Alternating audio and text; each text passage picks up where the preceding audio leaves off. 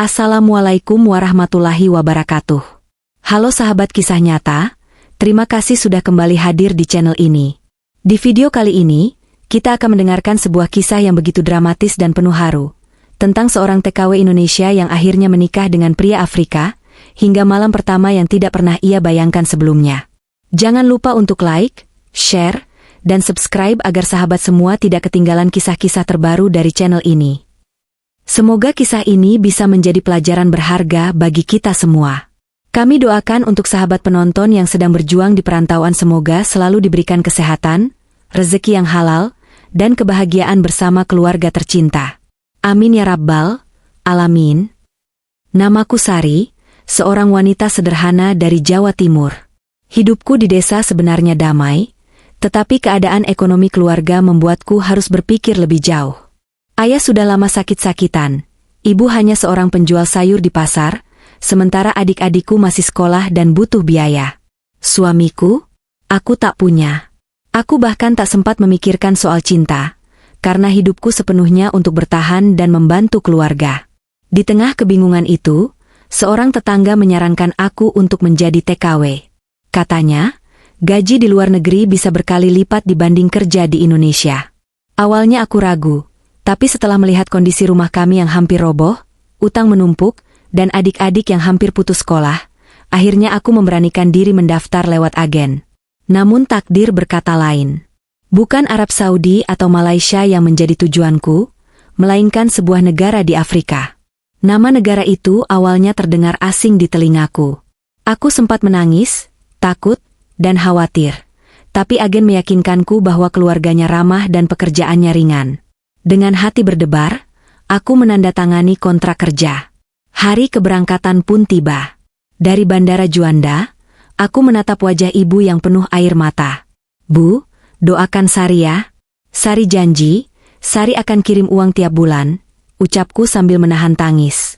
Ibu hanya mengangguk, menggenggam erat tanganku seolah tak mau melepas. Pesawat itu membawaku jauh, berjam-jam lamanya. Begitu turun, hawa panas bercampur kering terasa menampar wajah. Bahasa orang-orangnya asing, kulit mereka legam, pakaian mereka berbeda. Aku sempat terdiam di bandara, merasa benar-benar kecil di tengah keramaian yang tak kukenal. Beberapa saat kemudian, muncullah seorang pria Afrika tinggi besar yang menjemputku. Dialah majikanku, seorang pengusaha menengah yang dikenal ramah di lingkungannya. Namanya Joseph. Senyumnya lebar, matanya bersinar hangat, dan ia menyapaku dengan bahasa Inggris patah-patah. Untunglah aku sedikit mengerti. Hari-hari pertamaku di rumah Joseph penuh rasa canggung. Rumah itu megah, penuh warna-warni khas Afrika, dengan ukiran kayu dan kain tradisional yang menutupi dinding. Aku diberi kamar sendiri, cukup luas untuk ukuran seorang pekerja. Pekerjaanku tak terlalu berat, hanya membersihkan rumah, memasak sederhana, dan sesekali menemani istri Joseph yang saat itu sedang sakit-sakitan. Ya, Joseph sudah menikah, dan istrinya lemah karena penyakit lama. Aku sempat renyuh, karena ia begitu sabar merawat istrinya, selalu ada di samping ranjangnya setiap malam. Namun, semakin hari aku melihat hal-hal aneh. Tatapan Joseph padaku kadang berbeda. Bukan sekadar tatapan majikan pada pekerja, melainkan tatapan seorang pria pada wanita. Aku sering pura-pura tak peduli, karena aku tahu posisiku hanya seorang TKW. Tapi hatiku sendiri tak bisa bohong. Ada rasa bergetar setiap kali ia berbicara padaku dengan nada lembut. Pernah suatu sore, saat aku sedang menjemur pakaian, Joseph menghampiri. Sari, you are strong woman, katanya sambil tersenyum. Aku hanya menunduk, menjawab seadanya, thank you, sir. Namun, senyuman itu membekas di hatiku. Malamnya aku sulit tidur, bertanya pada diri sendiri, mengapa aku merasa begini? Bukankah aku kesini untuk bekerja, bukan untuk jatuh hati? Hari demi hari, kedekatan itu semakin terasa. Joseph sering menanyakan keluargaku di Indonesia, bahkan sesekali membantu menuliskan surat untuk kukirim. Ada perhatian yang membuatku merasa dihargai sebagai manusia, bukan hanya sebagai pembantu. Tapi di sisi lain, aku dilanda ketakutan. Apa kata orang jika aku terlalu dekat dengan majikan? Bagaimana jika istrinya salah paham? Bagaimana jika keluargaku di kampung tahu? Aku hanya bisa menyimpannya sendiri. Suatu malam, ketika aku sedang duduk di balkon, menatap bulan yang sama seperti di tanah air, Joseph datang membawa secangkir teh hangat. "Drink, Sari, my you miss your home," ucapnya. Aku terharu, nyaris menangis. Dalam hati aku berkata, mengapa pria ini begitu baik padaku? Aku tak tahu bahwa pertemuan pertama dan perhatian-perhatian kecil itu hanyalah awal dari perjalanan besar. Perjalanan yang akan membawaku pada jalan tak terduga, pernikahan, perbedaan budaya yang mengejutkan, dan malam pertama yang membuatku meneteskan air mata, bukan hanya karena cinta, tapi juga karena rahasia besar yang tersembunyi. Malam itu aku menutup mata dengan gelisah. Entah mengapa, aku merasa hidupku tak akan pernah sama lagi sejak bertemu pria Afrika itu. Hari-hariku di rumah Joseph perlahan berubah. Awalnya aku hanya menganggap semua kebaikannya sebagai bentuk keramahan seorang majikan. Namun semakin lama, aku menyadari ada sesuatu yang berbeda. Ia sering mencari kesempatan untuk berbicara denganku, bahkan untuk hal-hal kecil yang sebetulnya tak perlu. Pernah suatu pagi, aku sedang sibuk di dapur. Joseph tiba-tiba masuk, padahal biasanya ia jarang ke sana. "Good morning, Sari. What are you cooking?" tanyanya sambil tersenyum. Aku gugup, cepat-cepat menjawab, "Just rich and soap, sir." Ia mengangguk, lalu mengambil sendok dan mencicipi kuah yang masih panas. "Delicious," katanya singkat, lalu pergi sambil tersenyum puas. Aku tertegun. Bukan karena ia memuji, melainkan karena ia mau mencicipi masakanku yang sederhana. Di negeri asing ini, di tengah kesepian, perhatian itu terasa begitu dalam. Namun, perhatian Joseph padaku tak luput dari sorotan orang-orang di sekitarnya. Para tetangga mulai berbisik-bisik. Mereka melihat bagaimana majikanku sering berbicara denganku di teras, atau sesekali mengantarkan aku ke pasar dengan mobilnya. Pandangan sinis itu membuatku canggung. "Jangan terlalu dekat dengan majikanmu, nanti orang salah paham," kata seorang TKW lain yang kebetulan kutemui di pasar. Aku hanya tersenyum kecut, pura-pura tidak peduli. Tetapi dalam hati, aku tahu ucapannya benar. Sementara itu, keadaan istri Joseph semakin memburuk. Ia semakin sering terbaring di kamar, tak mampu lagi melakukan banyak hal. Joseph begitu sabar. Bahkan setiap malam aku mendengar doa-doanya yang lirih di samping ranjang istrinya. Saat melihat itu, aku merasa bersalah. Bagaimana mungkin aku menyimpan perasaan pada seorang pria yang sedang berjuang mendampingi istrinya yang sakit? Tapi perasaan memang bukan sesuatu yang bisa dikendalikan. Suatu sore, ketika hujan turun deras, aku sedang merapikan cucian di jemuran. Angin kencang membuat kain-kain beterbangan. Aku panik, berlari mengejar kain batik milikku yang hampir terbang keluar pagar. Tiba-tiba Joseph muncul, berlari membantuku. Ia tertawa kecil saat berhasil menangkap kain itu sebelum jatuh ke tanah. "You are brave," katanya sambil menatapku lekat-lekat. Hujan masih mengguyur, membuat bajunya basah, dan aku bisa melihat ketulusan di matanya. Saat itu, jantungku berdetak kencang. Ada sesuatu yang tak bisa kugambarkan. Aku buru-buru menunduk, tak sanggup membalas tatapan itu. Malamnya, aku gelisah. Aku merasa semakin terikat pada pria itu. Padahal aku tahu, garis batas ini tak seharusnya kulewati. Hari-hari berikutnya, hubungan kami semakin dekat. Joseph sering menanyakan kabar keluargaku di Indonesia. Ia bahkan membantu mengirim uang dengan cara yang lebih cepat, agar ibuku bisa segera membeli obat untuk ayah. Ketika aku mendengar kabar bahwa ayahku mulai membaik, aku menangis bahagia. Dan Joseph, dengan sabar, menepuk bahuku. "Sari, you are strong, your family is lucky to have you," katanya. Aku hanya bisa menjawab lirih, "Thank you, sir. Without you, I can't do anything." Tetapi hubungan ini mulai menimbulkan masalah. Beberapa orang rumah tangga di sekitar mulai menggunjing. Mereka berkata aku hanya ingin mencari keuntungan dengan mendekati majikan. Bahkan ada yang terang-terangan menatapku sinis saat aku melewati jalan kampung. Aku merasa semakin tertekan. Di satu sisi, aku tak ingin jauh dari Joseph, karena ia sudah seperti cahaya dalam hidupku yang penuh perjuangan. Di sisi lain, aku takut jika semua orang salah menilai, termasuk keluarga di kampung. Suatu malam, aku memberanikan diri bicara pada Joseph. "Sir, my is keep distance. People talk bad things about me," ucapku dengan suara gemetar. Joseph terdiam lama. Ia menatapku dengan mata yang sulit kutafsirkan. Lalu dengan suara berat ia berkata, "Sari, don't listen to them. I respect you, more than you think." Kalimat itu membuatku terdiam. Ada makna yang dalam, lebih dari sekadar penghormatan seorang majikan kepada pekerjanya. Hari berganti minggu, minggu berganti bulan. Aku merasakan kehangatan yang tak pernah kurasakan sebelumnya. Joseph tak hanya memberiku pekerjaan, tetapi juga perhatian, rasa aman, dan penghargaan sebagai manusia. Sedikit demi sedikit, aku mulai membuka hati. Namun di balik semua kebahagiaan itu, aku tahu badai besar sedang menunggu di depan. Perasaan ini bukan sekadar kagum, bukan sekadar simpati. Ini cinta. Dan cinta itu, cepat atau lambat, akan menyeretku pada jalan hidup yang tak pernah kubayangkan sebelumnya. Aku sering menatap langit Afrika yang luas, bertanya pada diri sendiri, apakah benar aku akan jatuh cinta pada pria dari negeri asing, dengan budaya yang jauh berbeda? Jawabannya semakin jelas dari hari ke hari, ya, aku sudah jatuh cinta. Hubungan kami berjalan semakin dekat. Aku tak bisa lagi menutupi perasaan yang tumbuh, meski aku selalu berusaha meyakinkan diri bahwa semua ini hanya ilusi. Namun hati tidak pernah bisa dibohongi. Setiap kali Joseph menyapaku dengan senyuman hangatnya, aku merasa dunia yang keras ini seakan menjadi lebih ringan. Hingga suatu malam, takdir mempertemukan kami pada percakapan yang mengubah jalan hidupku. Joseph duduk di ruang tamu, menatap foto istrinya yang sudah semakin lemah. Aku mendekat dengan ragu, ingin sekadar menyajikan teh.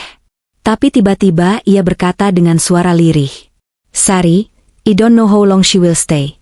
Her illness is too strong." Aku tercekat. Kata-kata itu seperti kabar buruk yang tak terelakkan. Aku tahu istrinya sakit keras, tetapi mendengar langsung dari mulut Joseph membuat hatiku pedih. Aku bisa melihat kesedihan di matanya, kesetiaan yang tak pernah pudar.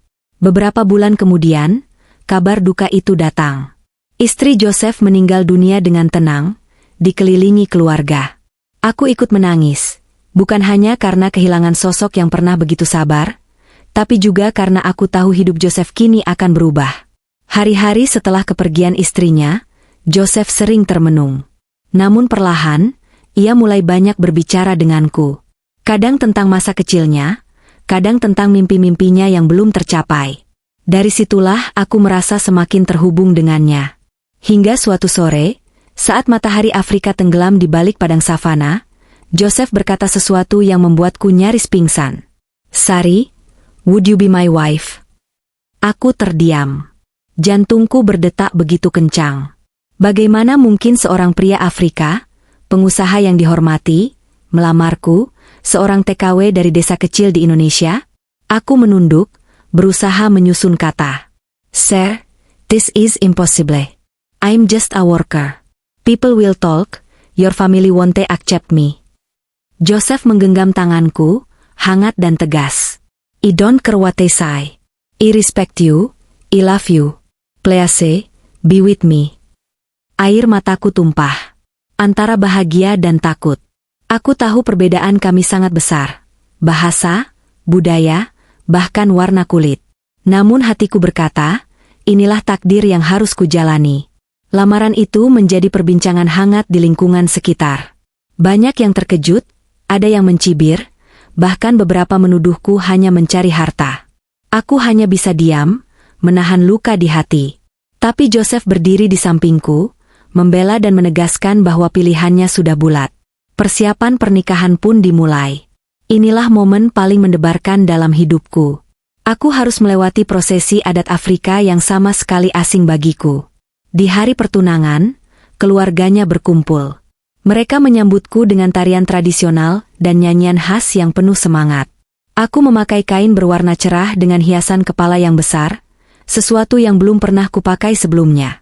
Semua terasa aneh sekaligus mempesona. Namun di balik senyum-senyum itu, aku bisa merasakan tatapan tajam dari sebagian keluarga besar Joseph. Mereka berbisik-bisik, Menatapku dari ujung rambut sampai kaki, seolah menilai apakah aku pantas atau tidak menjadi bagian dari mereka. Malam itu aku menangis di kamar, merasa begitu kecil. Tapi Joseph datang, duduk di sampingku, dan berkata dengan suara tenang, "Don't worry, Sari. They will accept you. Just trust me." Hari pernikahan tiba.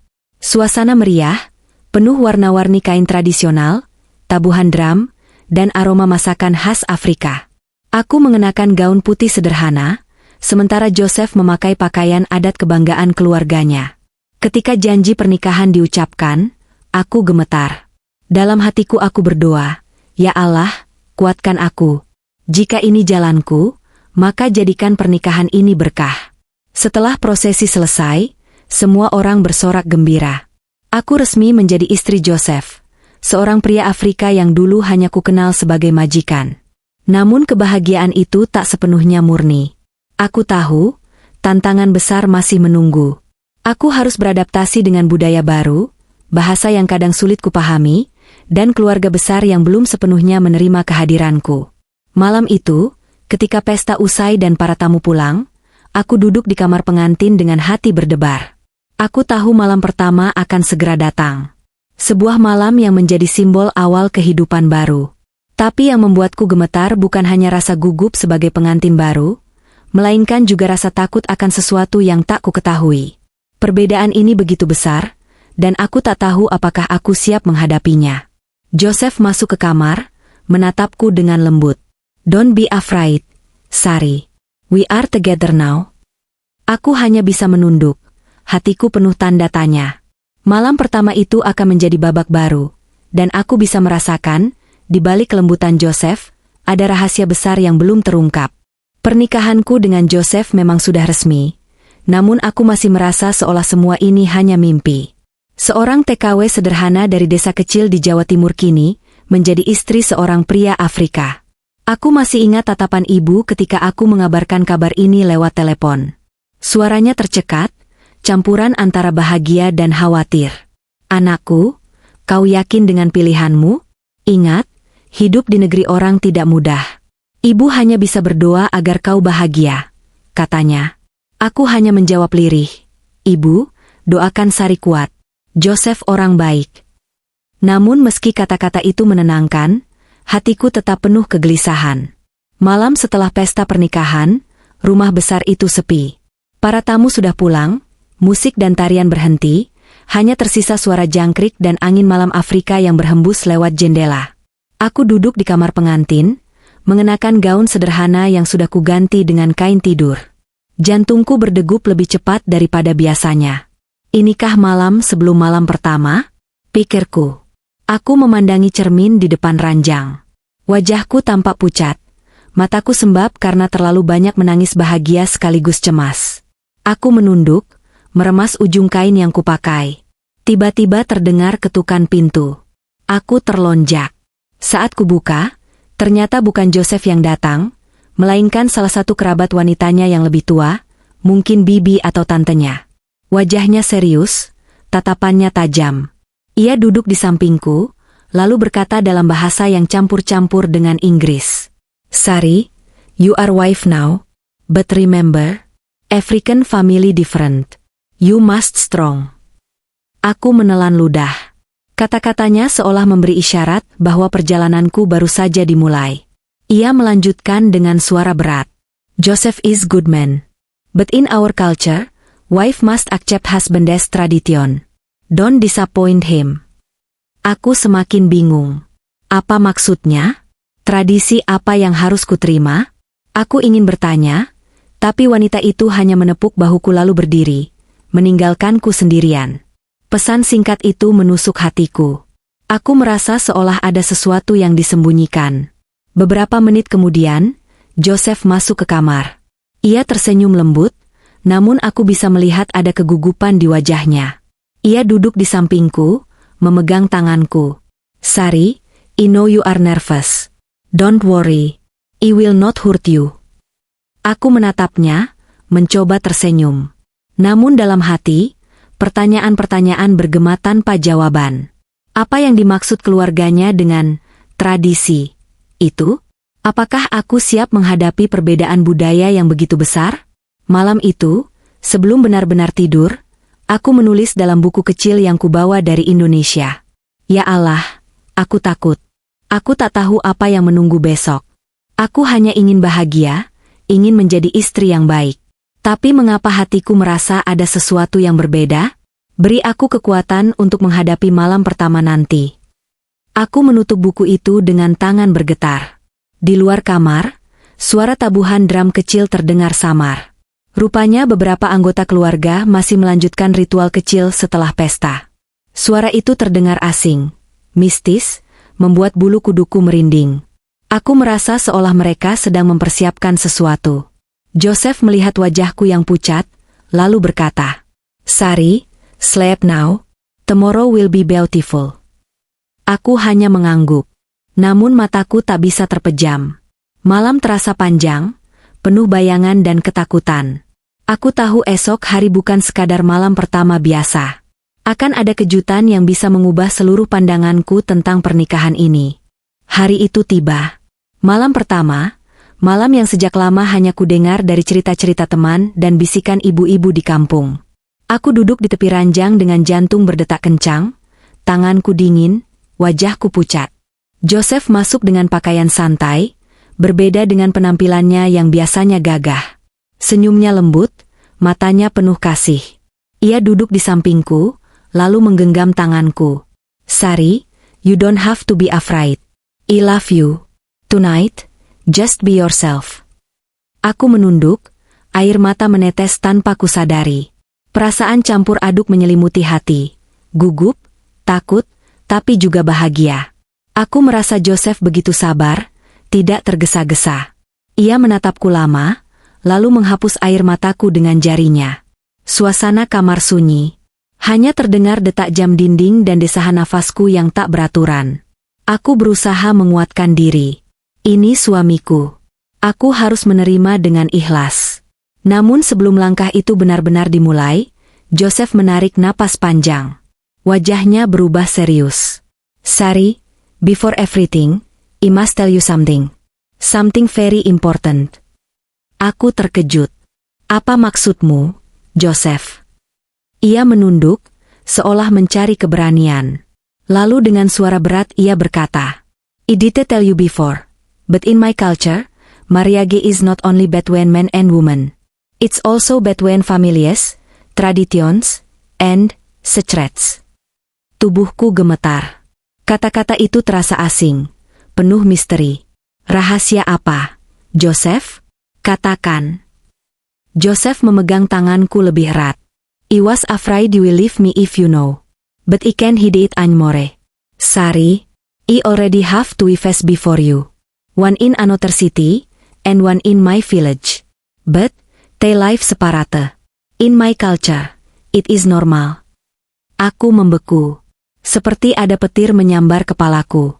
Malam pertama yang seharusnya penuh kebahagiaan berubah menjadi kejutan yang menghancurkan hatiku. Kau sudah punya istri lain?" Suaraku parau. Joseph mengangguk pelan, matanya penuh penyesalan. "Yes. But I love you, Sari. I want you to be part of my life. You are special." Aku tak bisa menahan air mata. Hatiku hancur, bercampur marah dan kecewa. Mengapa ia baru mengatakan ini sekarang? Mengapa bukan sebelum pernikahan?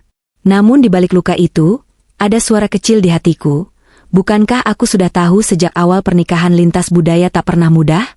Bukankah aku sudah mempersiapkan diri untuk perbedaan besar? Joseph berlutut di depanku, sesuatu yang jarang kulihat dari pria Afrika sepertinya. "Sari, forgive me. I should tell you before. But please, give me chance. I promise, I will protect you, love you, and never let you down." Aku menatapnya dengan mata berkaca-kaca. Dalam hati aku bergulat. Di satu sisi, aku merasa dikhianati. Di sisi lain, aku tahu ia tulus mencintaiku, meski caranya berbeda dengan yang kupahami. Malam itu, aku menangis lama di pelukannya. Bukan karena bahagia semata, melainkan karena duniaku seakan runtuh. Malam pertama yang seharusnya menjadi awal baru justru diwarnai rahasia besar yang mengguncang hatiku.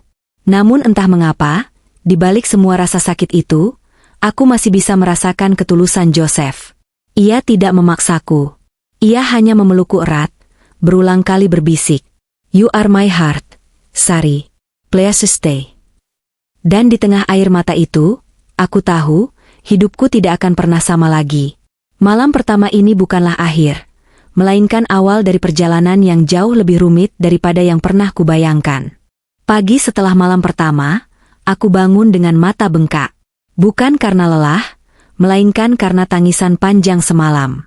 Aku duduk di tepi ranjang, memandangi cahaya matahari Afrika yang masuk lewat jendela besar.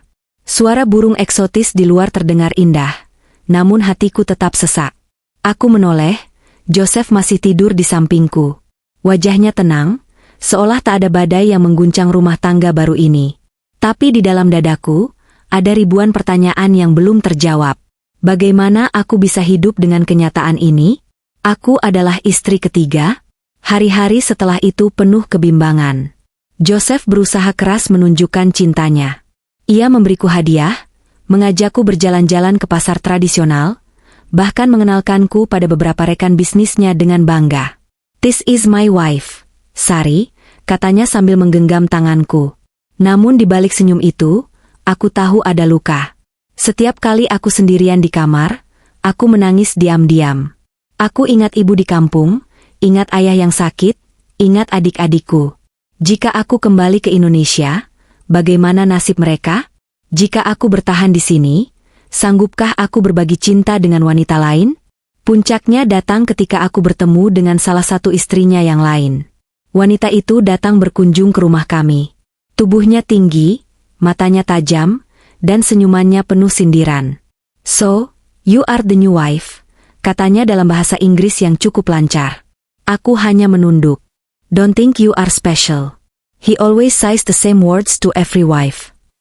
Ucapan itu menamparku keras. Malamnya aku menangis lebih hebat dari sebelumnya. Joseph mencoba menenangkanku, tapi aku hanya berkata lirih. "Mengapa kau tak jujur sejak awal, Joseph? Mengapa kau membiarkan aku terjebak dalam pernikahan yang penuh luka?" Ia terdiam lama. Lalu menjawab pelan, "Because I love you, Sari. I was afraid to lose you." Hari-hari berikutnya menjadi ujian berat. Aku mulai belajar menerima kenyataan, meski hatiku menolak. Joseph benar-benar berusaha membuatku bahagia. Tapi bayang-bayang keberadaan istri-istrinya yang lain terus menghantui. Suatu malam, aku berdoa panjang. "Ya Allah, aku tak tahu harus bagaimana. Aku ingin menjadi istri yang baik, tapi aku juga manusia yang punya hati. Tunjukkan jalan untukku." Dan perlahan, jawabannya datang dari dalam diriku sendiri. Aku teringat tujuan awalku datang ke negeri asing ini, untuk keluarga. Aku rela menahan perasaan, rela bekerja keras, demi orang-orang yang kusayangi di tanah air. Pagi itu, aku berbicara pada Joseph dengan suara tegas. "Joseph, aku akan tetap tinggal. Tapi bukan karena aku pasrah. Aku ingin bertahan demi keluarga, demi janji yang sudah kupegang sejak aku berangkat. Aku akan jadi istrimu, tapi jangan pernah berhenti jujur padaku. Jika kau menyembunyikan sesuatu lagi, aku akan pergi." Joseph terdiam, lalu menatapku dengan mata berkaca-kaca. "Sari, you are stronger than Anyone Ino. I promise, no more secrets." Sejak hari itu, kehidupanku perlahan berubah. Aku belajar menerima kenyataan pahit, meski tak mudah. Aku tetap menjalankan tugasku sebagai istri, tapi juga mulai menata hati agar lebih kuat. Joseph menepati janjinya. Ia memberiku kepercayaan untuk mengelola sebagian bisnis kecilnya, sehingga aku punya penghasilan sendiri. Dari uang itu, aku bisa mengirim lebih banyak untuk keluargaku di Indonesia. Dan meski aku masih sering menangis diam-diam, ada rasa bangga dalam diriku. Aku bukan lagi sekadar TKW. Aku adalah seorang istri, seorang pejuang, dan seorang anak yang menepati janji untuk membahagiakan keluarganya. Malam pertama yang penuh rahasia itu memang menghancurkan sebagian hatiku, tapi juga membentukku menjadi lebih tegar. Aku sadar, cinta tak selalu indah. Kadang cinta datang bersama luka, bersama pengorbanan, bersama pilihan yang sulit. Kini, Setiap kali aku menatap langit Afrika yang luas, aku selalu berbisik, "Ya Allah, terima kasih. Engkau telah mengujiku dengan cara yang berat, tapi juga memberiku kekuatan. Biarlah aku tetap bertahan, selama keluargaku bahagia." Dan begitulah, perjalananku terus berlanjut. Aku masih istri Joseph, meski aku tahu cintanya terbagi. Tapi aku juga tahu, aku memiliki kekuatan yang tak pernah kusadari sebelumnya. Malam pertama itu bukan akhir dari segalanya, melainkan awal dari sebuah kehidupan baru, dengan segala suka dan dukanya.